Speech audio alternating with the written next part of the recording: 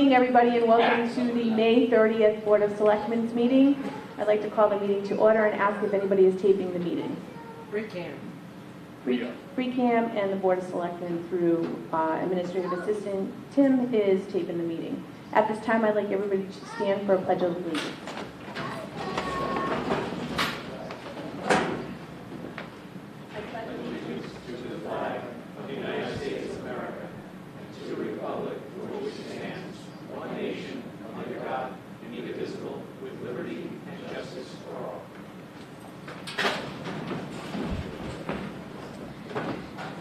Thank you.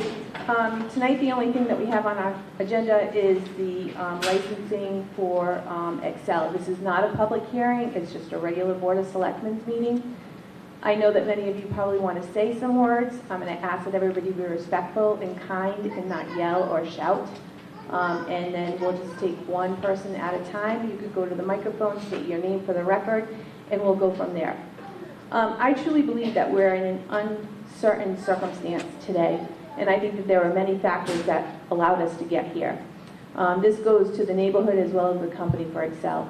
Further, I strongly believe that if Excel were to go through the proper site permitting process where hearings and opinions of all involved could be heard and solutions built upon the recommendations of all involved, I don't think any of us would be sitting in this room tonight. Unfortunately, the board is left with the task of balancing the input of the neighborhood and the operation of Excel. Month after month, day after day, we hear of noise, pollution, debris, odor, and extreme vibrations. Yet we don't have all the facts and pertinent information from DEP in order to devise a plan to limit the impact on the residents. So we're left with the license. We're left with trying to come up with a license to look at ways we can restrict the operations right now. So with that being said, I know Charlie, you probably want to say something? Okay. Here, do you want this?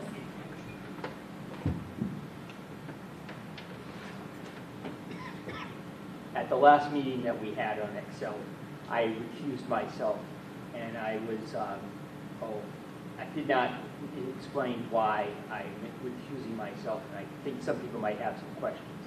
I have contacted the State Ethics Commission, and their feeling is that because I am a butter and the property value of my property could be affected, that I should recuse myself from deliberating.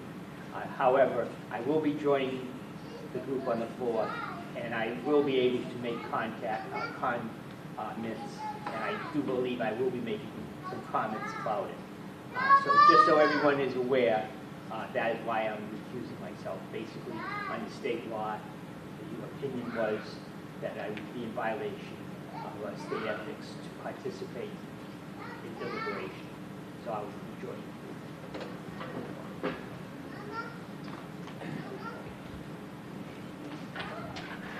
The Board of Selectmen is taking this very seriously.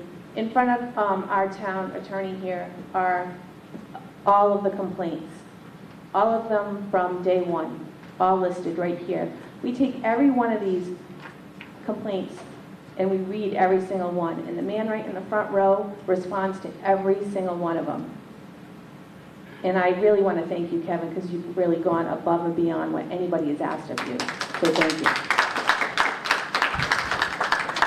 So like I said before, right now we have the license in front of us, and whether we can give the license for a month, a year, so only up to a year, 6 months, and we've asked our town attorney, Mark Rich, to weigh in on that, and his answers are.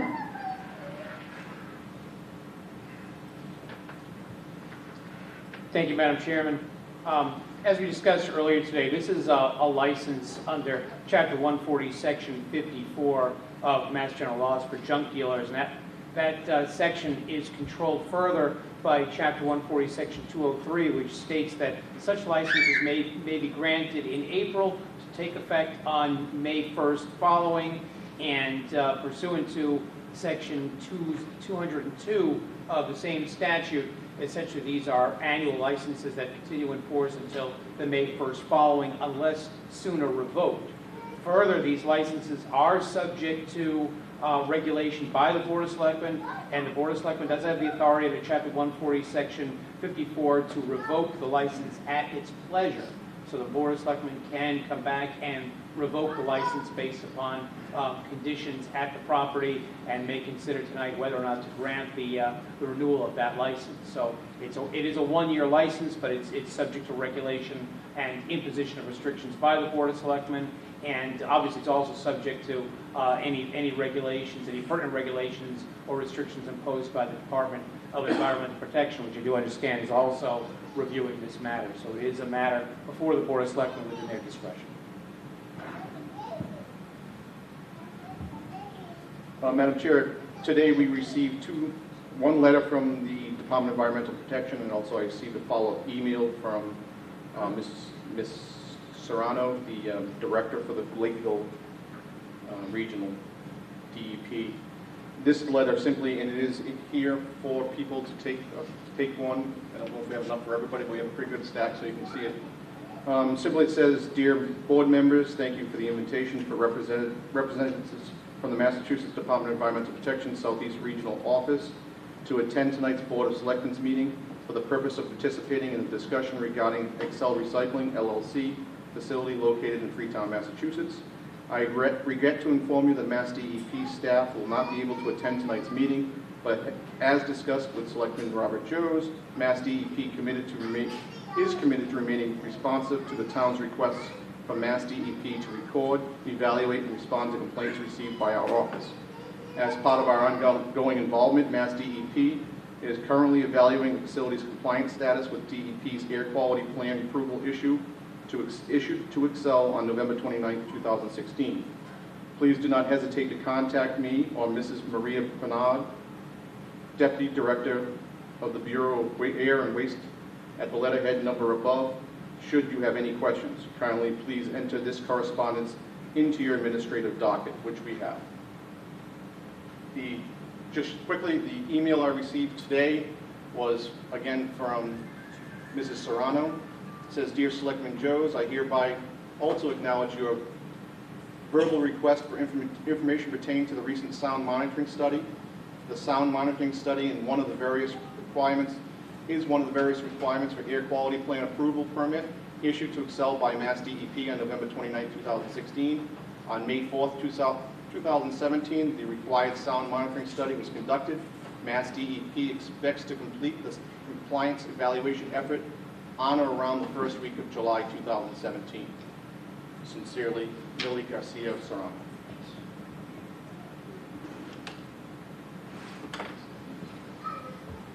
So now I'll open it up to the audience for any comments, questions. No comments or questions.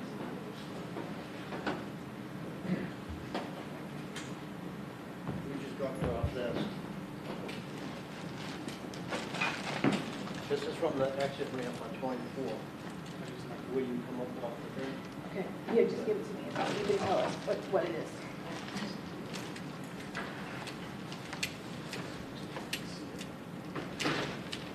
That's from the exit ramp where the trucks get on 24, where they come out of Excel. Can you try to turn that on for me, please?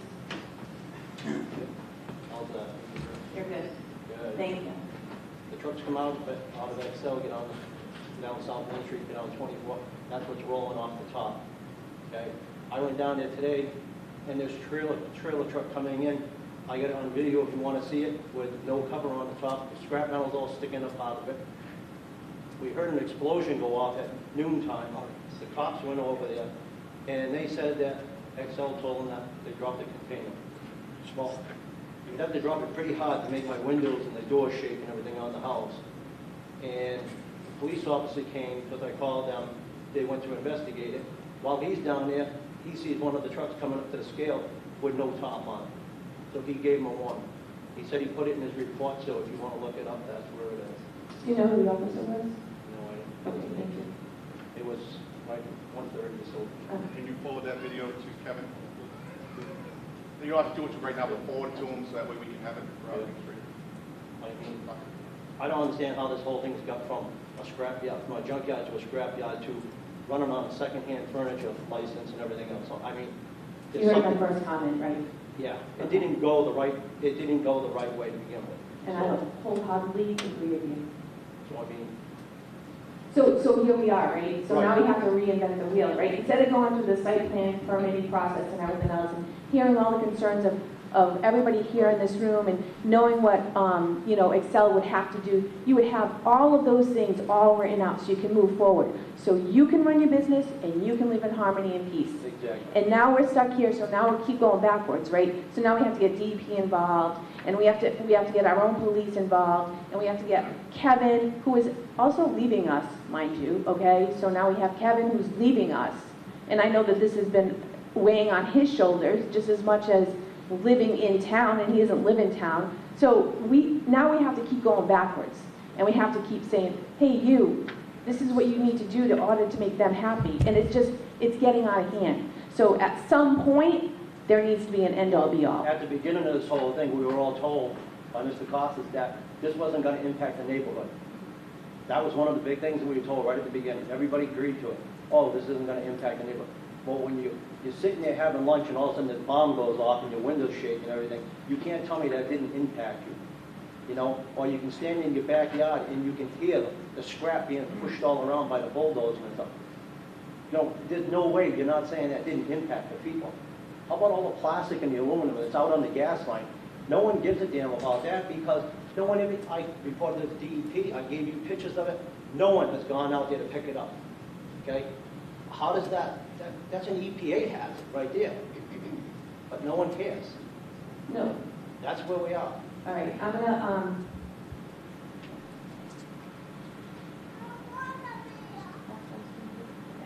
okay. Do you have anything else, Steve? No. All right, thank you. Anybody else? Yep, and then the girl in the pink. Okay, go ahead. Steve, Yes, can I show you something? you need to come up to the microphone, please. I heard the explosion. I was standing in my kitchen. I need you to go to the microphone and please, everybody for the record, only because it's such a big place right now, just state your name and your address. Down in Amaranthus, 36 High Street. I heard the explosion he was talking about. I was standing in my kitchen, and it was like somebody exploded a bomb in my backyard. Everything shaked. But can I just show you from a 10 square foot area I have 3 acres cleared. It's actually a mini horse farm. I wouldn't think of putting horses back there. Can I show you what? You can bring it up. Okay. This is from like a 10 square foot area, before they put the shredder in. Now it's shredded from, okay, Yeah, okay. just so we can hear everything, so everybody can hear. There you go. Thank you. That's before the shredder. Okay. So everybody can hear you. We just want to make sure that we get you on camera and in the record. Okay. That's before the shredder. Now it's fine about this piece. When it's the sunshine, when the sun is shining on my back fields, I have 2 paddocks and a big back field. It looks like a Christmas tree. What they wrap the wires in cars, I was told, that little silver stuff, now it's fine. And it just sparkles and sparkles, and you go along the little plastic, you can see, you can just walk. At one point, that stuff was floating in the trees. And my back, after my back fence, the easement, what do you call that? Gas line. The gas line, it's a pig pen. It's like unbelievable. This is what we're dealing with every day. 2 weeks ago, I was sitting in my kitchen eating lunch, and I said to my husband, look, it looks like it's snowing. Little fine pieces of that plastic and little white fibers were floating past my kitchen window. This is what we're dealing with, and I'm paying almost $6,000 a year in taxes. Thank you. Anybody else? Go I ahead. have one. Let me just give you my bag of it too. Okay, don't say anything. So you go to my, thank you. Steve, I'm not going to take it out of the bag, it's the same as that, so Yeah, it might be contaminated. I wouldn't touch it either. You can do that now. So my name is Pedro Neves, and I live at 9 Alexander Drive. I probably should have made some points of reference, but first of all, I want to say thank you to Kevin because he's been outstanding. It's not been outstanding because he's in favor or is being on this side or that side. I think it's just been outstanding for the job that he's done. He responds, he's proactive. So I know that we are, I mean, when he goes there, he hears from us, because this is emotional, I think, for all of us.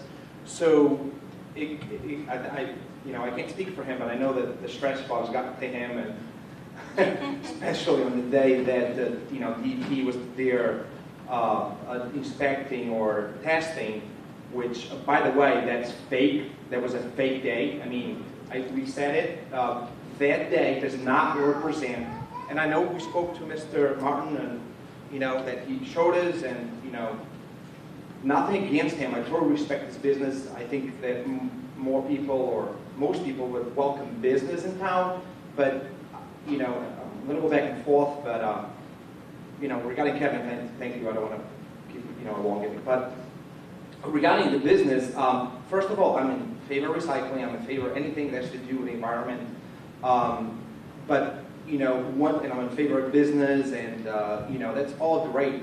However, and I can continue to say from the first day that I was here, and I brought a big report from OSHA, and I offer it, I don't know if it was, and if you, maybe it wasn't there, right? But, all of this stuff that's happening today, it is on the OSHA report about these facilities. Which is smoking hazards, right, pollution. We knew about that. It's on a report. People that were sitting there did not bother, did not care to investigate, did not care to look. A teenager could look it up online, go on OSHA and find this stuff. I mean, this is not brain surgery. Secondly, the bombings, these explosions, I'm sorry, Mr. Costa, I don't care what you say. You may say you drop containers. I'm not denying that. But this is more than dropping containers. Today was like I was in the middle of a war zone, like, not consecutive bombs, but there was 2 instances. One of them, I mean, my whole house shaked. I mean, this is insane, right? Think about this. My house vibrates. When I'm in a bathroom, sitting on a toilet, excuse me, vibrates. My ASS vibrates. I mean, is this normal? Am I supposed to be living this way? This is not why I came to Assonet.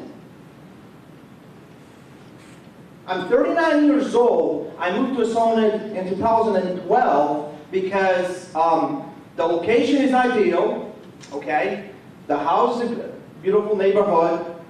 It doesn't matter if I'm there or anywhere in part of Assonet, it's a great town, right? Because the schooling system, I want to have a 16-year-old month, I want to raise my child, my family.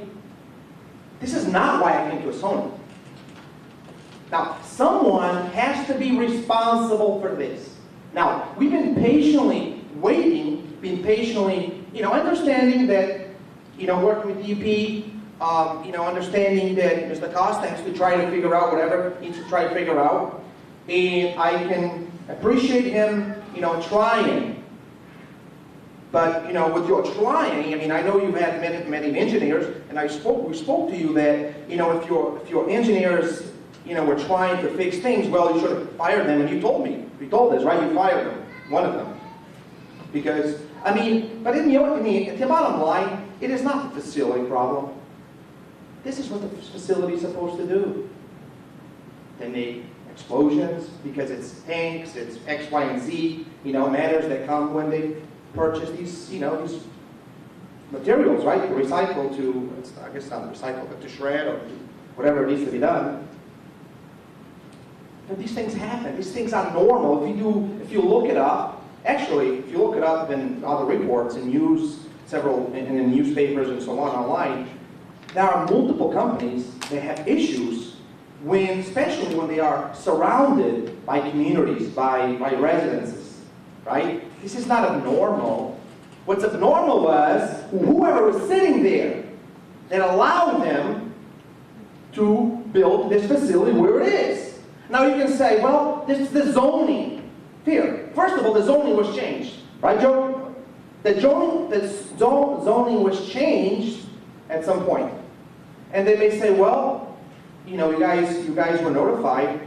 How were we notified? like we were notified that this facility was being built there. Now, you send us a letter, register letter, or sell a letter home that I have to pay my taxes.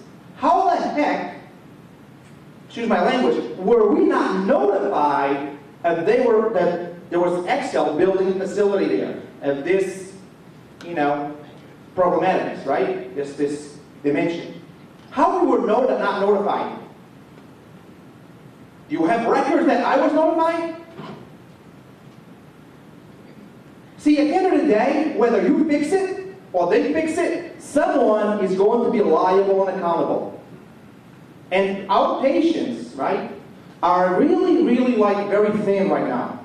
Because we've been told, okay, waiting, and we've been doing that. But, there's noise in the morning, there's noise in the afternoon, there's noise at lunch, there's noise in the evening, there's noise at 10 o'clock at night now, 10, 11. I've called the cops several times. Now, it's not the shredder, because the shredder, they only, working until 5, which, by the way, those 10 people, or 10 families, I don't really know who they are, it doesn't matter, but what they did when they, I know I'm going a little bit back and forth, but when in order for them, to Excel to operate, right, they needed to come to some sort of agreement. I understand, I think they agreed to work until 5 p.m. or the hours that they are now, which is not the hours that the town allowed them, because apparently it's an open book, right? Those families, they spoke in my behalf, Joe's behalf, Mike's behalf, and more other people's behalf. With whose authority did they speak in my, I know it's nothing to do with you guys, but I'm just letting them know that they can come into this big bucket of accomplices and responsibles. Because at the end of the day, I don't know what the law says, but they can't speak for me, especially when I, Joe, Mike, and a few other people are the most affected ones. Who are they to make decisions on my behalf without even consulting us? That's, I know it's another matter, but they need to know.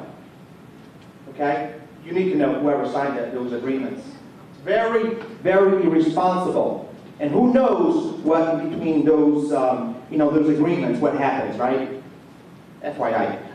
Regarding, the issue, so the issue now is, that we're presented by is, I'm assuming, right, I'm not a technician, but I think I have some common sense, that the last day that the EP went there with, Excel had a company, they contracted a company to verify the numbers, I'm assuming, whatever, I'm sure they're entitled to. But those numbers, whatever those numbers are, I don't know what they are, but I'm telling you, they are fake. And I know Mr. Costa disagrees, and I get it, but that day, they knew, and, Mr. Costa told us that, that's the day operation. However, it doesn't mean that their employees didn't, were more cautious, right? It was not my words, right, Mr. Costa? You said that, they were probably a little more cautious when they put in the material. So bottom line is that day does not represent, I just want you to understand, that, and Kevin knows because he's been there, he knows what the day-to-day operation kind of noise is. I mean, the shredder, not the shredder, what do you call the crane wasn't really moving anyway. But that day did not represent, or does not represent the day-to-day operations. As a matter of fact, in the afternoon, when Mr. Costa Excel went back to operations, the noise, we called you, right? Joe called you? That the noise was getting crazy. So why is in the morning, like, when DEP was doing the testing, why is it quiet? It was like we were like, Mr. Costa, if this was your day-to-day operations, we weren't bothering you. We'd be fine. It wasn't, it was okay. It was some noise. But we understand that, the noise is probably, if it was to operate accordingly within the law, right? Within the law, they probably, would probably, that's probably the noise, I'm assuming. Because those numbers that probably are going to come back, they're probably going to be okay. And if you're going to base your numbers on that day, oh my God, you're so wrong. Right? It was like a car or a truck being on idle. That was the day. That truck, the XL, was working on idle. Right? You start the truck up, park it outside, and you just let it run. And it sounds good. But when it runs, it makes noise. Well, that's kind of what the day was. It was just like running smooth. I mean, and he says this, okay, Mr. Costa, right? Mr. Costa says, and the sun, and he says that it has to do with the weather, and some days, okay, hey, I'm not an environmentalist, I'm not a, a technician, I'm not a specialist, I don't specialize in that stuff. But how come the afternoon was the noise was horrendous again? How come so many other days that it's nice and quiet, right? There's no wind. How come the noise is crazy? So my point is, and again, it's just to point out that that day does not reflect the day-to-day operations. Now, so Can you just summarize? and I'm going to summarize this. I know there is, so the issues is obviously the pollution. And they were actually doing okay up until lately because the debris is up and about again. We called Kevin a couple times. The smoke. You know what I found about the smoke? The smell is that when I go around the corner and go for a run, it's like you kind of get out of that zone, and then when you come back, you hit that street type of thing. It's when you smell it again. So now what's interesting is how we that will live there, we're starting to get immune to that smell. Think about that. We're starting to get immune to that smell. So there's a smell issue, there's environmental, there's a pollution, which they're testing, and there's the noise, which is like a bomb. And then the bomb, this is like bombs, just explosions. My whole house vibrates. And then there's something that's not being spoken about is the vibration. So, with all the respect, I don't know what your decision is, but this can really not go any longer. It's like me. Imagine I'm doing stuff every single day. I get warnings and warnings, and I keep going against what the law says. That's what they're doing. If they can't fix it, then they need to pause. Fix it. You can't.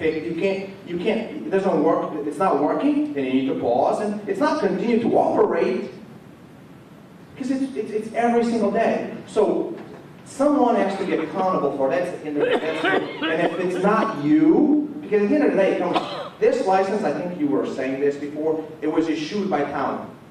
And obviously they're not complying. And if they can't comply, which I don't think they can, to be honest. And if they can't because it's too close to the residencies. The facility is in the wrong place. And maybe the facility it's still supposed to be, it's working fine, but it's in the wrong place. I think they know it, you know it, we know it. So, I don't know, but you got to fix it. And soon, because if not, somebody is going to be really accountable really soon. Thank you.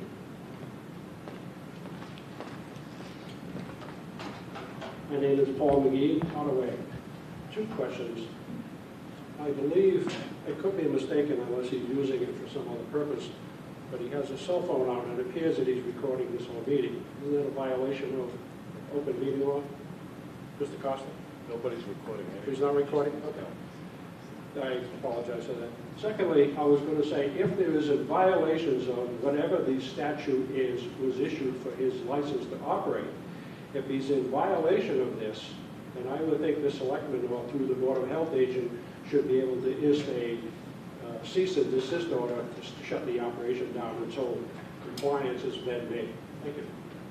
First, his license is only for a secondhand junk dealer's license. That's one of the reasons why we're having such a hard time with this. And the restrictions come actually from DEP, and part of that is what we're waiting for. So his secondhand junk license, which to me doesn't make sense, but it is what it is, and that's what we're here to talk about this evening.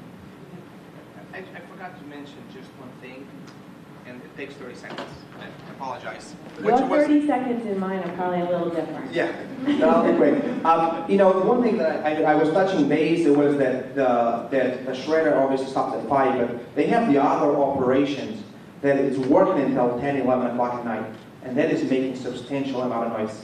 Okay. That's the other facility, you know, and we've been there, like the doors are open, and like, can you close the doors? I don't know, we've been there for several times, the doors open, but the bottom line is, it's making a lot of noise. I've called the police several times. They told us that they can operate 24/7. Again, it's open book, it's all yours. Thank you.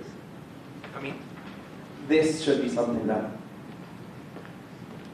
Anybody else? Go ahead, ma'am. Hi, Leah 87 Front Street. I'm not directly affected by this. I don't live in a neighborhood. My home is on the market, so the homes on Alexander Drive are comps for mine. And I worry that people who are looking at your homes that are on the market ever will drive down your street with the windows down like I did today, and this odor comes into the car and you can taste it. And you can hear that noise. Like, it was so loud today. I went to the ATM down at Santander Bank, and I'm like, what is that? And so I drove behind the parking lot, and I took my phone out, and I'm just listening to this. And it's just the vibrations, this rumbling, it sounded like thunder. And it was just continuous. And I just don't understand how these people can just live with this and how you can let this happen. I mean, the ball has been dropped, in my opinion, numerous times since this has started. And you guys have to do something about it. I filed a complaint with the Zoning Board of Appeals on their meeting. I'm wondering if the information that was contained, that I submitted to the town, is in that folder. It was, I don't know if it wasn't for the Board of Selectmen, but we were on vacation when this whole thing started. I think it was last beginning of August. And at the meeting where they were supposed to decide whether or not to issue a special permit, I had all that material with me that I wanted to submit, and the chairman asked for anyone to come up with new information, but I knew it was a closed hearing, so I couldn't submit it, but it is there. I mean, there's no way this is a junkyard, you know, and the junkyard permit, if it was considered a recycling facility, there's all those other licenses that would have to go along with it, and I'm sure that they would be renewed. I really, more than anybody probably here, because Robbie wasn't here, Right. I totally get it. Yeah. The thing is that that was through the Zoning Board of Appeals. That was an appeal of what the building inspector, Right. his decision was. So that went in front of the Zoning Board of Appeals. I believe there were 2 separate meetings. I was actually at both of them. So in that instance, that does not come in front of us. So again, please just remember that the only thing that's in front of us is a second junk handler's license. That's all that's in front of us. We don't make a decision on the zoning. That's townspeople. I mean, what other junkyard operates like this? I mean, we all know it's not a junkyard. That's the dirty little secret here. It's a commercial recycling facility. So, I mean, I just don't understand, like, what other junkyard is allowed to behave this way? I think there are a couple of Russia. Hold on. We're not going to have a free-for-all. Okay. What's in front of us is sale of second-hand furniture and merchandise. That's what the permit is. That's what the license is. I mean, this is a joke. This is something You know, that... like people's lives. I am not... Listen, guys, listen. I get it, okay? This is not my decision. I did not create the law. The law is the law. This is what's in front of us. This is what we have to go But when on. you have people's health, when people are inhaling medical particulates or whatever the heck is floating around the We're air, listening. We are listening. Okay. Thank you.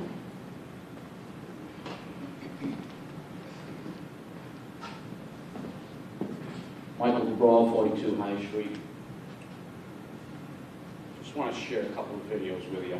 Have any of you been out in the neighborhood? Yep. Mhm. So all of you have witnessed the operation, Yes. correct? I have not been on site and seen it get dumped in, but I've been through the neighborhood almost daily. Correct. Okay. I went to their open house, and so I know what the facility actually looks like. Let's keep in mind, this is just an iPhone. All right, but the thing is that you have to submit that to the Board of Selectmen. So, I'm submitting it. but we can't. This You is can Saturday describe it. afternoon at 3 o'clock. Okay, you can describe what you're Let's seeing. listen to it. What is it that we're seeing? Let's-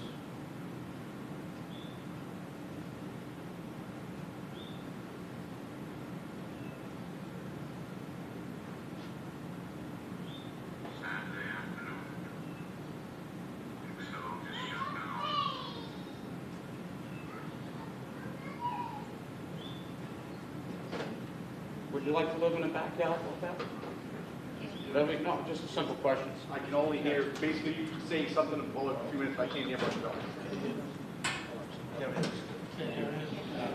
Can't hear anything? But if you please submit it to the Board of Selectmen, then we'll have it on a DVD, and we can actually, we can put it into the record, and we can have it in front of us. This is Excel in operation. Birds chirping.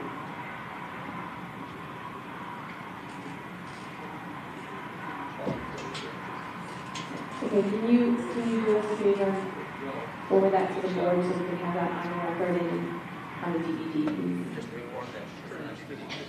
Just email it to us. There's been a few of us that have been very involved with this.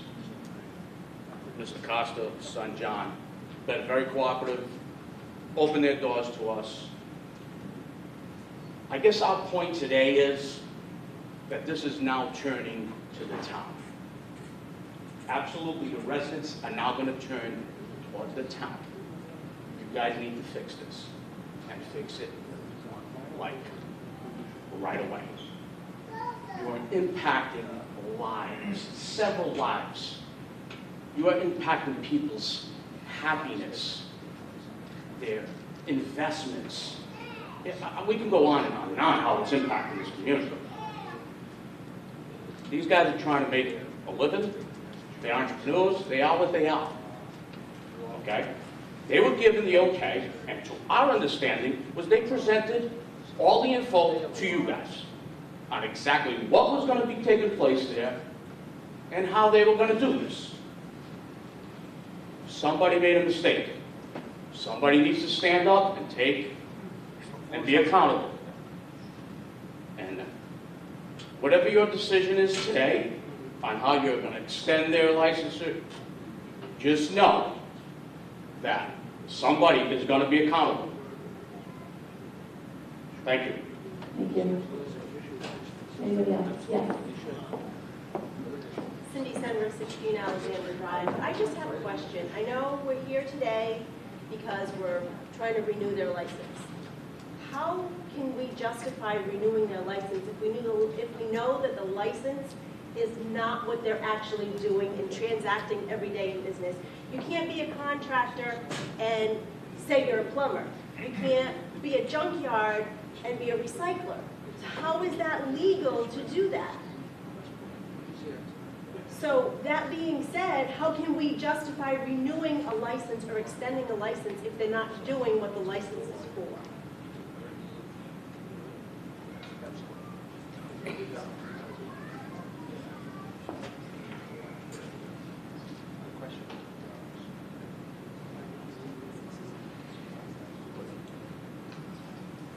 Again, this is not a public hearing. This is just for you to come and voice your concerns.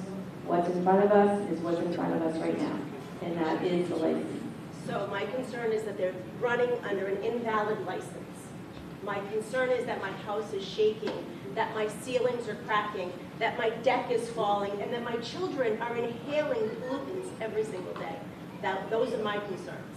And I can show you pictures of my ceiling that I've been there since 2001. No, I'm sorry, 2003 I moved in, March of 2003. And I did not have one crack in my ceiling until they moved in. And I've also never had a problem getting my pool clean until they moved in. I can't get enough pollutants out of the pool to get it clear this year. And I've never had that problem. So a lot of the concerns that we're listening about, really, are truly valid. But they're also more under the DEP guys. And that's who monitors that. They get their permit to do their shredding through DEP. So that's why DEP is the one that's involved. Again, what's in front of us is their license that I just read to you. Can I find out how we request a meeting with DEP? Because they're the ones that should have been here and they decided not to come. So the process would be to get them here and make them accountable for what's going on in our neighborhood. And I understand you weren't involved, it was before your time, I get that. But something needs to be done for the safety of our families. I wish that were true. I've been here 15 Well- years. I voted no, sorry. So yes, I was here. Robbie wasn't here. But hold on. Just to that point, I think, I know this is difficult for everybody sitting here. The Board of Selectmen are essentially allowing folks to speak as public comment, so the Board of Selectmen can gather input as it's reviewing not just this license, but other issues. Board of Selectmen has been in touch with DEP. I think you're going to hear later in this meeting, you already heard Selectman Joe's present the letter that came in from DEP. It's a full expectation the Board of Selectmen is going to have a later meeting at which DEP will be in attendance. They were in attendance in prior meetings. They're reviewing this matter. The town has been in touch with them. I've been in touch with them. We're trying to get them more involved. I know they are already involved, but we need them even more involved. And so issues are being addressed at this meeting, but there will be a future meeting at which DEP will be here. I think we're expecting it, as was indicated in what Selectman Joe's read, early in July. We were hoping that we would have more information. We're hoping that DEP would be here tonight. They're not. So, because But we in don't... terms of requesting a meeting, DEP is not the town. If you could certainly contact DEP. I think there are copies of the letter here with the individuals' names and phone numbers. That's something that you could certainly do. We're in touch with DEP. We will be getting them to the town, and we will be having them at a meeting so they can hear the very concerns and see the complaints that are coming in. So that your comment is not falling on deaf ears. That's already been communicated as recently. I know that Kevin was in touch with them. We were expecting more from them today. We simply don't have that. We don't have it here. So basically, we're trying to decide whether a license is issued until we get a report from DEP. So that would be more than 30 days to say the least, because today is May 30th. Early July is 5 weeks out. So now you're talking a minimum of 60 days if you can do it 60 days. So you're expecting us to live like this all summer because we're in limbo because DEP will not give us an answer. I feel like this has been ongoing, and unfortunately, I'm a business person, believe me. I support businesses wholeheartedly. I feel like they need a cease and desist until we can get DEP to move on this. DEP was at the February meeting, DEP was at the March meeting, and they keep standing back. Let's wait and see what happens, let's wait and see what happens. It's time now to hold somebody accountable. If DEP won't be held accountable, then somebody needs to be held accountable. I hear them in there working at 11:30 at night. It's just not fair to anyone, and I understand they have a business to run. They want to make money. That's what the United States is about, entrepreneurship. But at what cost, and who should pay the price? If they can't get it to the way we need it in our town, then they shouldn't be able to run until we can get it figured out. That's what I feel is fair. Thank you. Anybody else? Oh, sorry, Charlie. I'll wait. Charles Sullivan, 46. As you know, Madam Chairman, I'm going to call you that because you're not calling me that. A year ago, when I first learned of this situation, a year after the original license was issued, we had a meeting with the Costas. The Costas said they wanted to be good neighbors. They wanted to keep to the rules. And I have not seen any of that. Okay? As other people have mentioned, they're operating at 11 until 11 o'clock at night, clearly, with a piece of equipment that is as the sound of a bulldozer on metal tracks. You can hear it now. When the weather was warm and you had the windows open at night, you could hear it. They know that there's a problem with noise, and they are doing this. That is not, in my opinion, being a good neighbor. Okay? They made promises and they have not kept them. The sound barrier on the east side is a 1x piece of wood nailed to telephone poles. That is absolutely doing nothing to reduce the sound. I know that's not the realm of the Board of Selectmen, but just so you realize, the sound barriers that they have built on the east side have done nothing.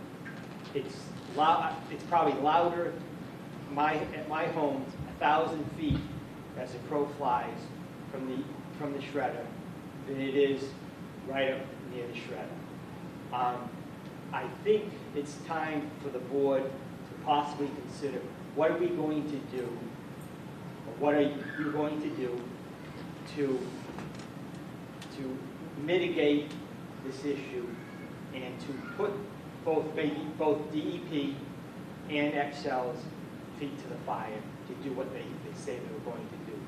In the decree that they signed in December, they were going to do things in 90 days. Now we're here almost 6 months later, and they have not done anything to mitigate the sound to any real lessening of the sound. And that's some of the things I think the town has to do. We all know why we're here. I think it is time for the town to start to decide what are we going to do for our citizens to mitigate this problem. Just so everyone knows, I took the assessed value of all the property on Alexandria Drive, all the property on High Street, 14 to 52. I added them up. They come to $14 million. If people think, oh, we need this tax revenue, I understand that, and it's only through the grapevine, that the operation at Excel is worth about $14 million. Give or take a couple of millions, I don't know. But what I'm saying is this. There's $14 million residential value. And we all feel our home is the biggest investment we have. And it's the biggest investment most people have. And I think it's imperative that the town protects those people and their property.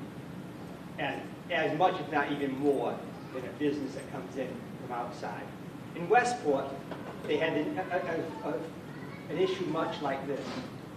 And their view was, well, hey, we've been here forever. The junkyard's been here since 1960. These people are coming in, new people coming in. Well, here they are the interloper. And that's what we should be looking for, and that's what they should be looking for. And they're not keeping their promises, and they're not being good neighbors. Thank you, Tony.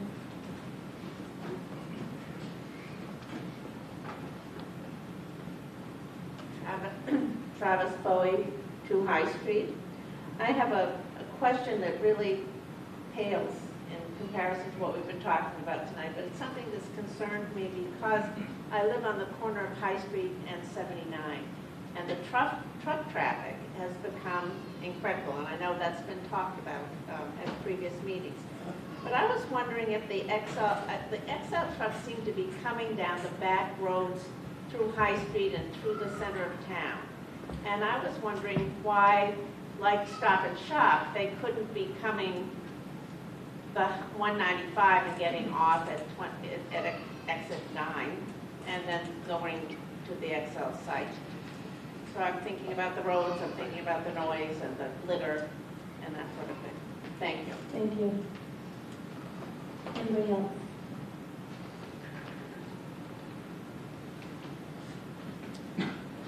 Hello, my name is Jose Blanco. I live at 7 Alexander Drive. Listen to everyone talk. We all sound like a broken record, honestly. We're here to talk about concerns. We know what the concerns are for the residents of Summit. We need solutions, honestly. I believe that me being one of the people most affected, they're right in front of me. We live with this every day. I opened my pool last week. There was debris in my pool. In my yard, there's debris. All the time I work my yard, I cut the grass. We need the town to step up for us. We need DEP. You know, we're talking about, you know, DEP looks at the town looks at DEP. We need to fix the problem. We don't need the town of Freetown to blame DEP and DEP to blame the town. Okay? The license came from the town to run the business and the pressure for DEP give them the permit for that. So we need to look at results. We need to find, you know, a solution for this. They've been in business over 5 months already. It's not like they just opened last week. You know, in the beginning when we had our first meeting, the town administrator said that the noise that they witnessed, that the residents cannot live like this. He said to all of us. And either they fix the problem or we do something about it. And everything is going the same direction. Again, I don't want to sound like a broken record, but you know, nothing changes. The noise is still the same. There are days that there is no noise and they are running. It doesn't matter if anyone is doing their reading or not. There are days that there is no noise and they're running. And I've spoke to Mr. Marty about this 2 or 3 times because he was nice, you know, good enough to take me and Peter and Mr. Cabral for a walk in the promises. Okay. There are days, like I said, there's no noise. There are days that I can't even be outside. And I talked to John. I have John's phone number, and I've called him a couple times, and I've called him to High Street because the noise was really bad, and he came to High Street, and he witnessed the noise. He was right there, standing with me and Mr. Cabral. So we're here for a reason. We know I don't have time to waste. I have 3 kids and a wife that I need to spend time with. Okay? We feel honestly that someone, like Peter said, someone's going to be accountable for this in the end of the day because we're not going anywhere. Either they fix the problem, and we're talking about renewing a license. How do you renew a license? How do you give someone a license knowing that we have a problem? I mean, it is what it is. I talked to Mr. Marty. Mr. Marty blames the weather. We witness, I live there. There are days, again, that the noise, we can put up with it. It doesn't matter if it's raining. It doesn't matter if it's shining. It has nothing to do with the weather.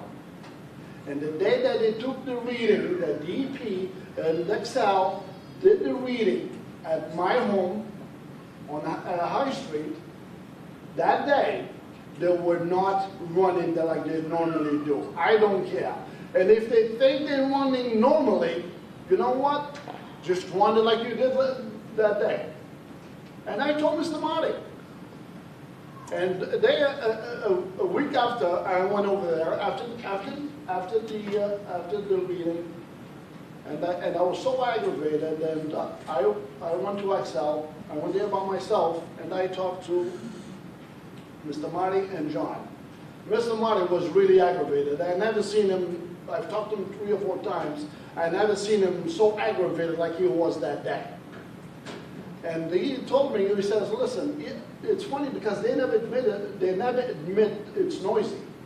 They tell me we are not comfortable with the noise. It's not noisy. The residents of the zone are not comfortable with the noise. I said, Mr. Marty, why don't you just admit to the problem that you have? He goes, well, again, you guys are not comfortable with the noise. So I said, listen, why don't you just listen to your noise right now and listen to it? He had no answer for me. So we're here for a reason, and we have a problem. The town needs to, forget about blaming the EP, forget the EP blaming the town, we need to find the problem. And before the town of Persona, give them a license, honestly, look what we're doing right now.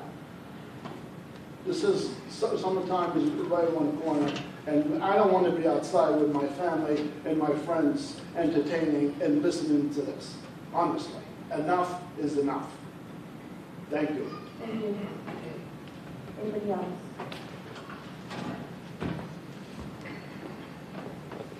Lima 41 High Street. Aside from the noise and vibration that we all know about, you should look at the potential for long-term health problems for residents. They store thousands of yards, cubic yards of the secondhand merchandise right on the ground, and the rainwater leaches through that right into the ground. They should be monitoring wells, or they should be monitoring the wells of everybody. I would assume, I don't know, I guess that's a DEP issue, which we have to come down and put pressure on DEP. Thank you, Bob.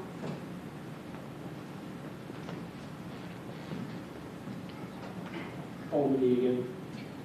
What was the, Madam Chairman, the boards that would have issued the permits initially within the town?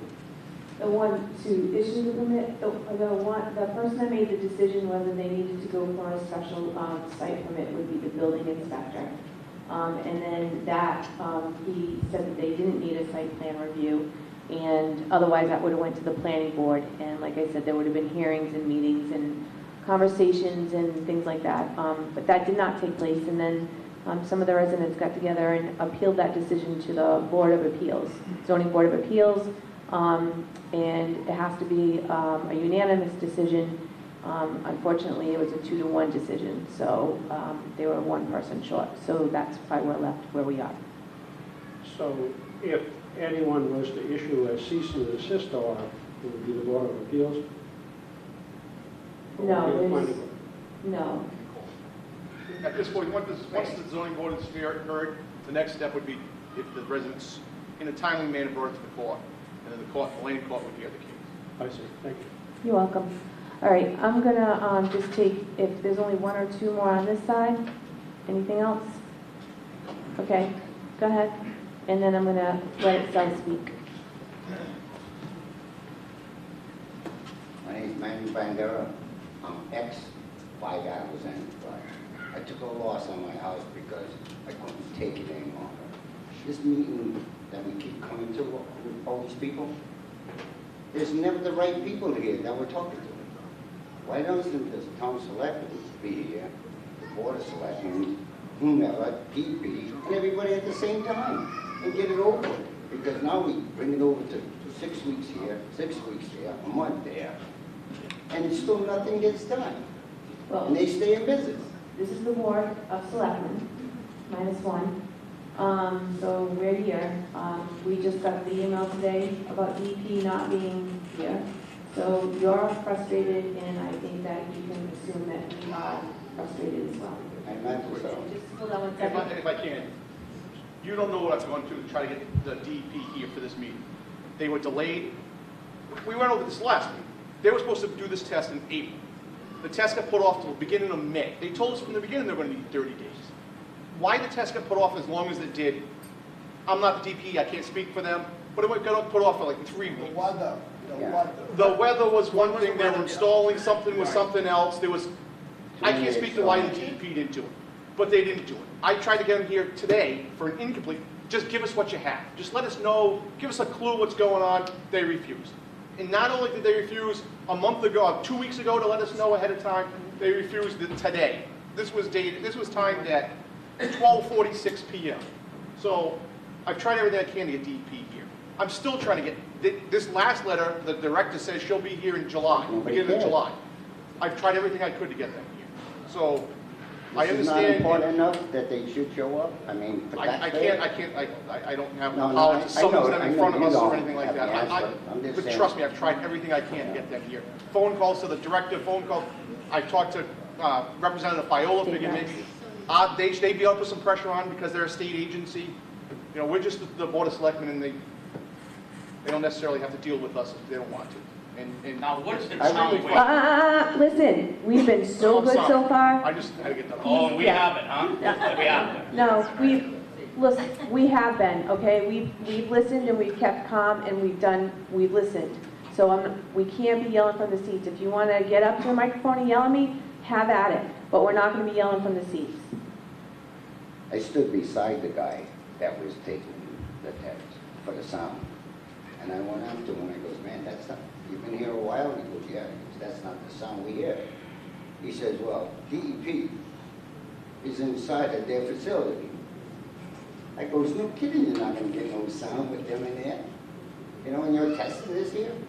I told him, I says, how come people with, I'm not, just a plaster, but they test for earthquakes. And they have these monitors, and they know when the earth is shaking. Put the monitors there and leave them running for 40 hours a week. And the guy said, you know what he said to me? Oh, in case a plane goes by, or a truck goes by, or a train goes by. He goes, listen, buddy, on a Geiger counter, if you're going near uranium, it'll go high. If you walk away from it, it goes low. A truck goes by, it only makes a line for a second. A plane goes by, another second. Anything else. XL's running for 8-10 hours a day, and the line's going like this, constantly. Even though there's a lot of noise. Cut and dry. And he said, you know, that was it. You know, he couldn't be there for 40 hours a week. I don't know why we pay taxes. Thank you. Can we hear from Excel? What's going on? I'm going to get just this last comment and then I'm going to turn over to Excel. Ed Brightman, 102 High Street. It doesn't bother me. You know, I hear the noise once in a while, but I got a question for the selectmen. DEP, who's running this operation? DEP? Yeah. On the shredder pot, yeah. On the shredder pot. The pollution. So you guys have no control at all? No. Nothing? No. No. We got town by. They can go on next year, 2 years, correct? That's the quantity we find ourselves in right now.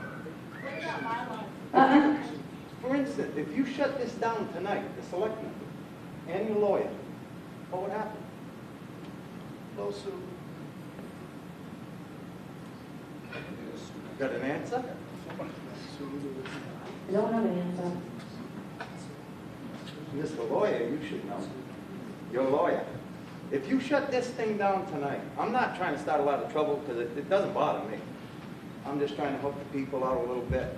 I'm just asking a question. If you shut it down tonight, all of this, Charlie got back up there and shut it down tonight, he can't operate tomorrow morning. What happens? Be honest. Can't answer that? Well, I remember the fly ash. And I'm sure most of you do, and a lot of the town people. My wife was one of the girls, 2 other girls. And I think you were here too. And you shut it down that night, and all you had to do was wait 2 days. And there would have been no $25 million fine or whatever it was. But what I'm saying is, shut it down tonight. You must have the authority. You're breaking the law. I break the law. You get concerned citizens. I hear I go by there, I smell it, I hear the bangs. I don't live next to it, so that's why I'm not up here every 2 minutes. But I'm just asking a question, why can't you shut it down tonight? Then maybe the DEP will step up. They can go on for 3 years, 4 years. We had the same problems with the fly ash. Finally, it come to a town vote, if you remember. He will remember, didn't it? It came to a town vote. Yes, it did. It didn't, huh? Thanks, Ed. All right. I'm going to turn it over to Excel. Nothing You against can go your up after. business. You can I go have up a after. business too.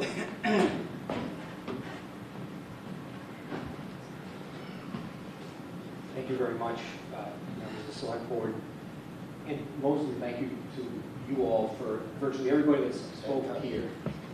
With the exception of you, sir, was very kind to Mr. Costa, acknowledged the fact that they're doing their best and they're working at it, which I think is admirable in a difficult circumstance. So I respect and appreciate what you did as much as the Costas appreciated, because that's been a constant thing. Even if there are times when they're disappointed and you're disappointed that the problems have not resolved in the way you wanted, you've tried to treat one another well, and I appreciate that initiative, and the same respect to the Selectmen. This has obviously been a long process for the neighbors and for Excel. The reality is that this system that was designed and that was presented to this board was presented to the DEP with models of what everybody anticipated would be the externalities, if you want to call it, the sound, any other issues. DEP has professional staff that is reviewed those models. My clients work hard for a living. They are not someone who can fully anticipate everything. The people who were originally involved in that, obviously, in retrospect, did not have a full appreciation for the topography of what it was like to be up high on High Street and the way in which sound might travel. Even though people up on High Street are further away than Alexandria, there are effects that had to be adjusted. Since that time, there have been a number of things that my clients have tried to do as the result of new sound experts, new noise experts, such as putting the canisters up 4 high to try to mitigate the sound. They have been designing with DEP systems to address noise. There were originally, when we spoke, concerns about the small pieces that were flying out. They've covered lots of the areas in which things are traversed. It may not be perfect yet, and I appreciate that. From their perspective, the Costa's perspective, they have made a significant investment to try to be better neighbors, day by day by day. And they continue to do so. They are fully cooperative on the tests that DEP wanted, when DEP wanted to come. They're aware that when the neighbors have complained, Kevin has been out there. They're aware that when the neighbors have complained, DEP has gone out and done supplemental testing. They are trying to be as compliant as they can. They sit here today and say that a container didn't drop it, there wasn't a loud boom at noontime today. No, they can't say that. But that is something which is not something that's part of the regular operation. That's actually part of, they were trying to install containers as further mitigation. From my perspective, I appreciate your difficult position, council's guidance and advice that you are being asked to use a screwdriver to fix a problem that might need a wrench. In a sense, the neighbors would like it to be shut down. The permit that's before you, as I understand the law, is whether or not Mr. Costa and his son are the type of people who are operating business where you're trying to, with that statute that is implemented, people who are not accepting stolen material, not creating problems. It's a question more about the person, which is, you sometimes have that problem with people who accept used goods in those types of things. The experts and people who know the best about how to continue to improve this problem when you have a substantial investment or DEP. I appreciate Selectmen's effort to try to get them out there. We have been at meetings to DEP trying to get answers from them as to what their expectations are, what guidance they have. I can't address and don't want to address every one of those issues, but the DEP has heard every one of those issues regarding complaints about noise, regarding complaints about odor. There have been tests in both of those areas. Noise testing both on the day that you acknowledge, some folks, I guess, said there are quiet days and there are awful days. And some people are concerned that the day that testing was a quiet day. There are other days that they've been here. They have done stack testing to measure the quality of the air coming out of the stacks. So those things are a process, but when you have folks who are hardworking, just like many of you who run businesses, they can respond to the professionals who are telling them, add this piece, add that piece, and try to become more compliant. That's what they are trying to do. That's the way that they can become better neighbors as time is going forward, and that's what they've been trying to do since the first complaints came in January. So I appreciate the select board's awkward position that they're in the sense that you want to be responsive to the neighbors, but really it's the DEP that is the entity that properly monitors all of the issues that are their concerns, which is not really what this statute is designed for. I don't have any other specific comments on I mean, there's a number of changes that they've made over time, but I think that gives a sense of where the company is coming from and how invested the company is in trying to address the concerns of the neighbors, even though things are imperfect today. We believe they're getting better and have gotten better over the last 4 months.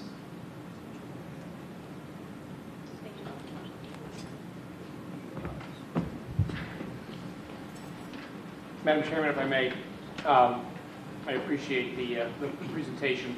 I appreciate the comments that were presented, the numerous comments that are supplemental to the numerous complaints that have unfortunately been received by the Board of Health. Whereas before you tonight, we're in a very limited situation tonight because of the permit that's issued. There are other authorities, both within the town, that we'll be discussing separate and apart from what's happening tonight. There's also issues with the Department of Environmental Protection. I think we all would have appreciated if DEP was here for reasons that we have no control over DEP. I've been in touch with the DEP's attorney, trying to find out what they're doing. I know that the Selectmen have been in touch with the regional director at DEP. We can't order them to be here. We can't require them to be here. We can plead, we can beg, and we can try to get more action from them. If you recall, I remember from being back at the meeting back in February. It's quite a long time ago. And at that time, we had asked DEP to step up and communicate. If you recall, they sat in the back. We did not hear from them. So it's a very frustrating situation. Where we are right now is under the statute, considering this specific permit that's issued. One of the specific complaints I hear is not just obviously the noise, but the hours of operation and the concern about how this operation is essentially seems to be going on for excessive number of hours. I think the Board of Selectmen are aware of that, and that's something that certainly the board can take recognition of, and in terms of whether the board is going to issue a renewal of this permit, can implement restrictions in terms of hours of operation. The board would also, of course, be looking to DEP to impose whatever restrictions and requirements are coming from DEP. And one of the matters that we've talked about in terms of having DEP in before the board, before the public, in July. I know it's a long time. We're talking about possibly another month and a half. We can't tell DEP when to get its acting here. And believe me, tomorrow morning I'll be contacting their attorney to find out why we're waiting this long and why they couldn't have been here tonight. Again, we can't give them orders, but we can certainly continue to ask them the questions and try to find out why they're not doing what they're going to do. But at this point, given this permit, the Board of Selectmen really has a couple of options. One is certainly to vote to not renew the permit, and as a result, the operation would no longer be operating pursuant to a permit. That's an option that the board has. The board also has the discretion to issue the permit with restrictions on hours of operation, restrictions on the operation itself, compliance with DEP requirements, compliance with whatever other specific requirements there are. And then in terms of, yes, it's a one-year permit, but the ability of the Board of Health, or Board of Selectmen rather, Board of Health will be a separate issue, and we'll be discussing what the Board of Health could do. But in terms of what the Board of Selectmen could do, we can certainly be revisiting this in July when the DEP, and we'll be trying to get the DEP to come as quickly as possible. We'll be in touch with them. But in terms of revisiting it, so it essentially becomes, while we can't issue a 30-day permit, we would essentially revisit that permit at the time when DEP can come before the Board of Selectmen, because the Board of Selectmen has the authority to revoke the permit that it issues.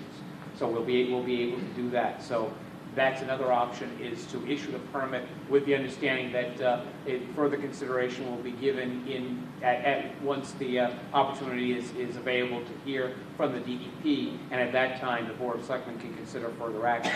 So again, unfortunately, and I know this is cold comfort for the folks in the audience, but with respect to the permit we're dealing with right now, we have options. The Board of Selectmen has options in terms of whether or not to renew, whether or not to renew with restrictions. Right now, the permit does not have restrictions on it right now. It's a very brief document. It does not have restrictions on it.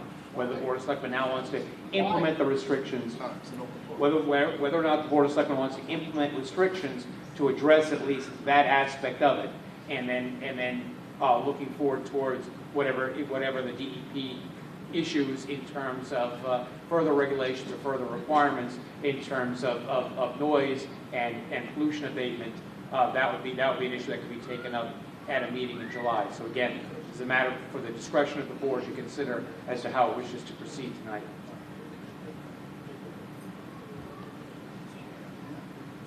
I got a question. How do you give someone the permit without restrictions? And in your right mind, how do you do that? Mr. Costa, and through your attorney, you recognize what we have in front of us and what's going on here. Solutions that can fix some of this problem. Have you entertained all your solutions that can fix this problem?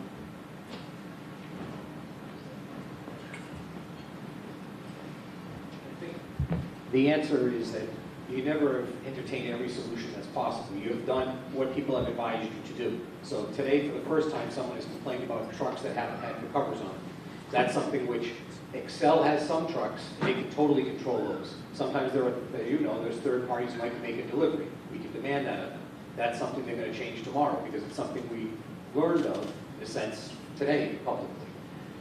As far as noise, there were multiple recommendations. They put in force the multiple recommendations of creating sound barriers. So the answer to your question is we haven't blocked out the possibility of doing more. We've done a number of things. We've invested substantially in trying to avoid the problems that the neighbors are legitimately concerned about.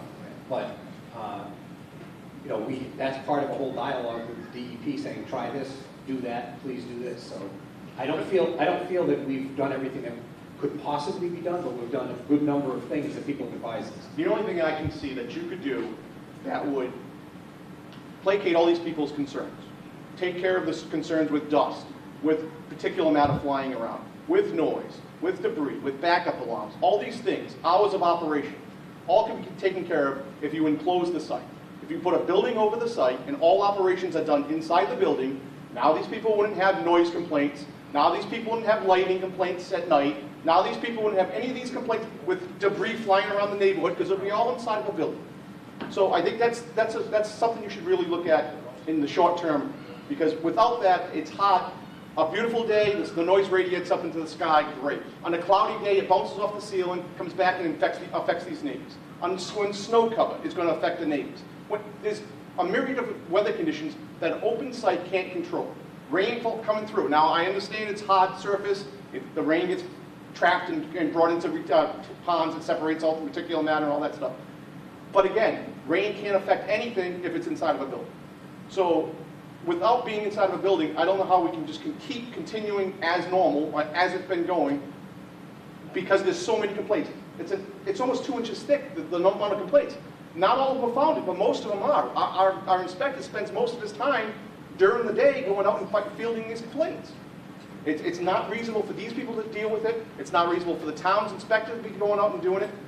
He's leaving, and one of the reasons he's leaving is because of the stress that's put on him by the situation.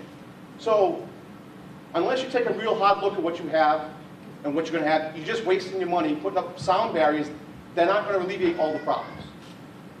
Now, I can't force you to do that. I'm not saying I'm going to force you to do that or try to force you to do that, but that's the only thing that ultimately will resolve these people's problems and will probably resolve your problems, because you're going to get restrictions. And when you get restrictions, at least from I'm going to recommend restrictions. And when you're going to get the restrictions, they're going to hurt. And the more this happens and the more complaints we have, the more it's going to hurt. So if I don't have any of these complaints and all these people are happy, the hours of operation can go longer and longer. You could operate 16 hours a day. If all these people, none of them have complaints, I wouldn't be against it. The Republic applied for a permit. They haven't built anything, but they applied for a permit. The planning board, through public hearing, gave them 24-hour-a-day operation because they're all inside. They run at a negative pressure. They brought them to the facility they had in South Carolina. The facility runs at a negative pressure. The neighbors love them. So until you have something that's going to placate to satisfy these concerns, I have an issue.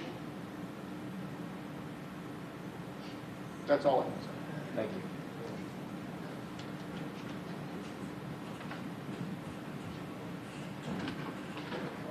There are some things that we can't restrict, and there's some things that we can restrict.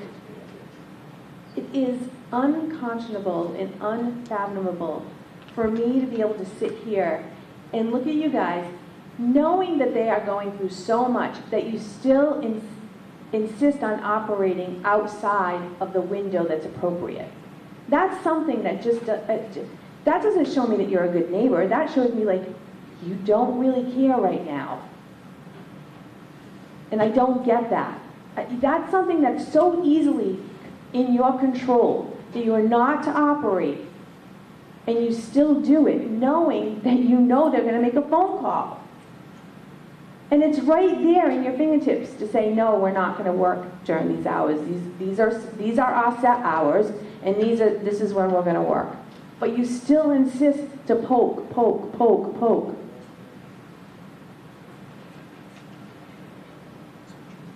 I think it's time to get real. You know, we can shut down this operation and not renew the license, and then we have the problem of DEP shaking their arms, shaking their hands and saying, okay, we can't investigate anymore, we can't put any more restrictions on them. We can't do this and we can't do that. I didn't give you a license the last time. I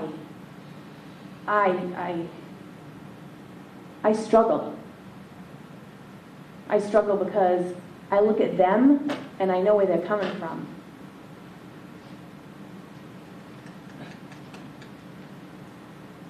And then I look at, you know, the whole town as a whole, and are we going to get in trouble for this, or are we really doing our just by not allowing DEP to figure this out? And I struggle. You don't understand. I do struggle. I get you guys. I was the only one that got you guys.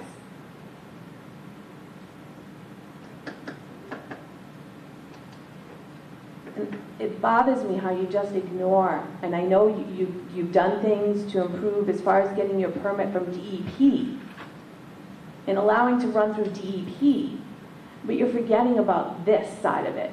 And there is so much power in people. And that's where the power is right now, in the people.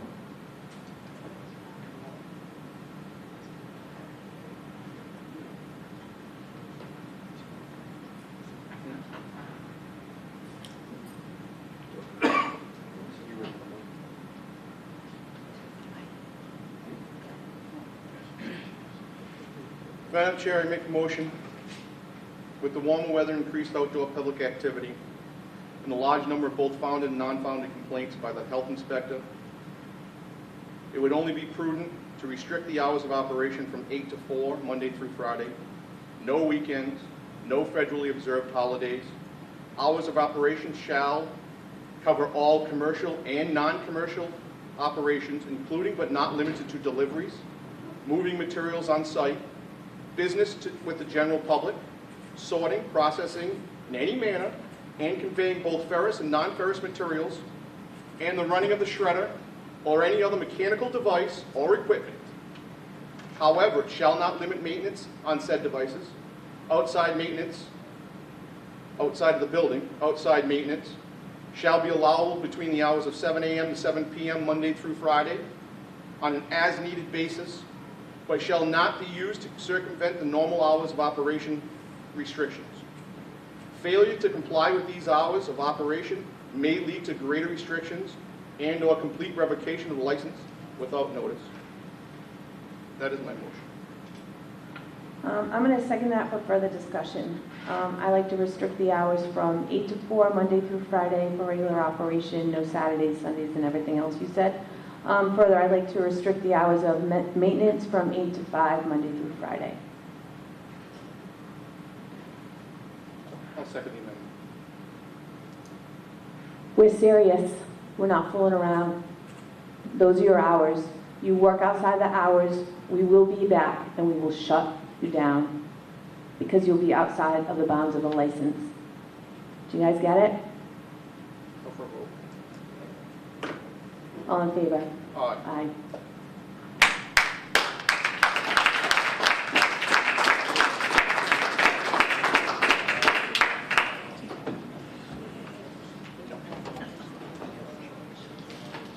No Saturday, no Sunday.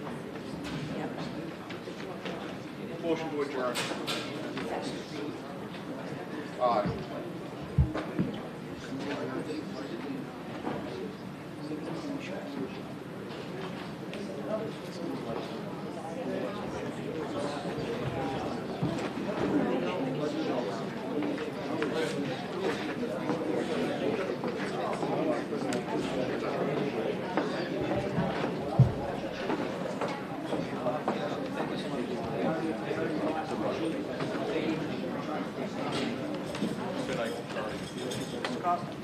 I'll have to type up that